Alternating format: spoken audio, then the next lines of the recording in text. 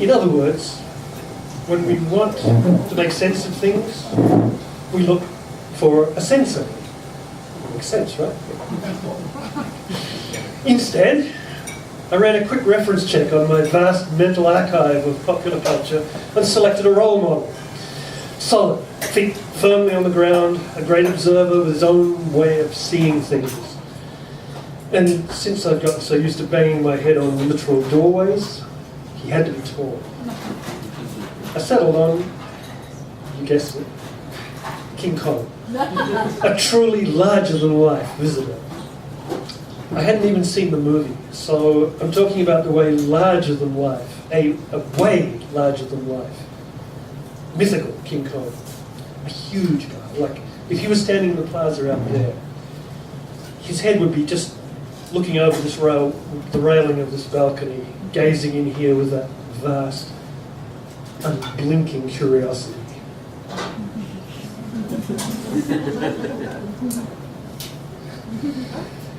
I started writing King Kong poems. King Kong in Kyoto. Have you considered how the world looks through his eyes?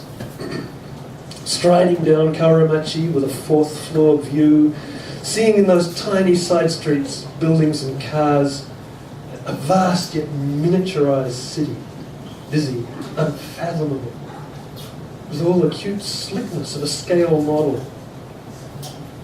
Everything here, it seems, has a purpose. Except yourself. You scratch your wrinkled brow with black, wrinkled fingers that seem suddenly huge and useless. You're the ultimate gaijin.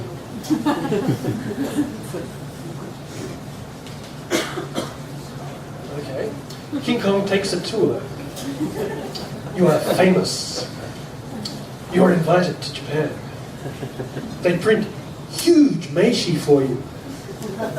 You have no pocket to put them in. You're photographed with a nervously earnest Michael holding your hand in Gion. Those friendly, efficient people at the Japan Tourist Bureau take you on a limousine bus tour to Nara. Peering through the special upper window of a bat-winged, run-down dollhouse, you're appalled to find yourself eye to eye with a life-size, blackened bronze figure of yourself, huddled and resigned in a cloud of incense. No room to even stretch your legs. Proudly, the guide tells you this is the largest wooden building in the world.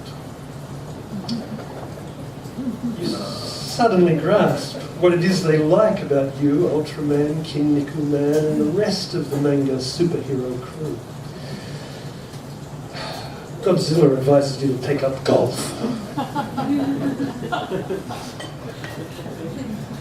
Okay. Why did you come to Japan? That's one of those questions you always get. Why did King Kong come to Japan? For some reason, King Kong seems to have lost interest in blondes.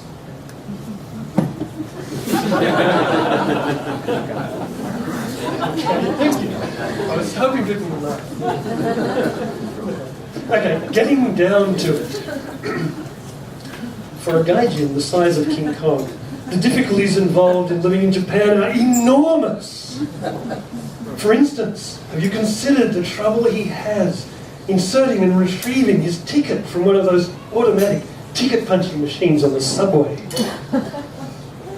Of course, he has the same problem with the time clock punch card at the English Conversation School, where he's currently working illegally on a tourist visa.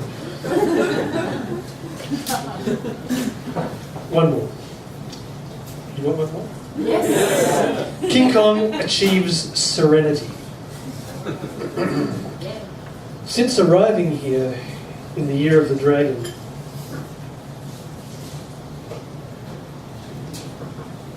King Kong has known peace of mind for the first time in years.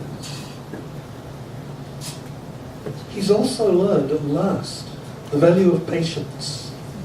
He finally understands all he has to do is sit and wait. One day, he knows that magic date is just going to roll around. January 1st, the year of the gorilla.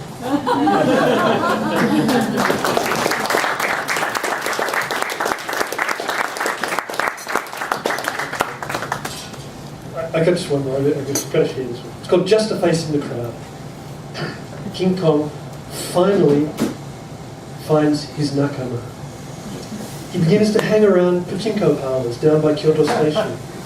He watches, learns the ropes, finds a favourite machine. Sometimes he wins. Ecstatic, he beats his chest, pumps the air, climbs Kyoto Tower, just for old time's sake. He finally feels like he belongs. The Japanese are too polite to stare. That crazy gaijin, they say, with those gestures, everyone here understands.